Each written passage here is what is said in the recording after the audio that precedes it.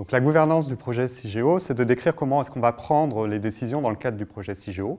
Donc qui va les prendre, selon quelle modalité, et éventuellement en consultant qui, par exemple les parties prenantes ou le grand public. On s'est saisi de cette question au comité éthique et société dans le cadre du processus de demande d'autorisation de création du projet CIGEO. Et dans le cadre de cette demande, par l'ANDRA, il y a effectivement un chapitre autour de la gouvernance, comment on prend les décisions, et nous avons donc émis un certain nombre de recommandations sur ce projet-là.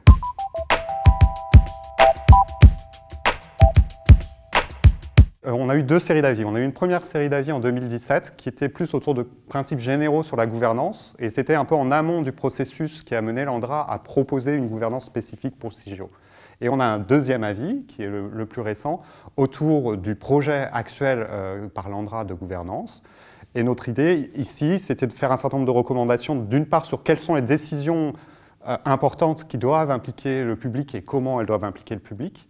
D'autre part, comment on va désigner des tiers ou des personnes un peu extérieures à l'ANDRA qui vont aussi être là pour relayer d'une certaine façon l'avis du public et des parties prenantes.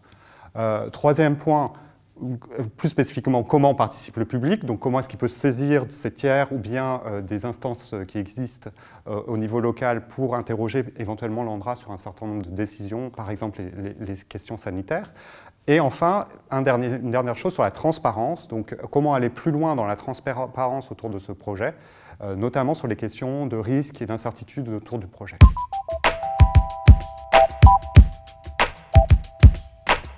La ligne forte de ce dernier avis, c'est d'une part une question d'ouverture et de pluralité de la gouvernance dans la mesure du possible, et d'autre part une question d'innovation et aussi de flexibilité dans cette gouvernance qui peut être amenée à évoluer au fil du temps en fonction aussi des retours du public et des parties prenantes sur la gouvernance.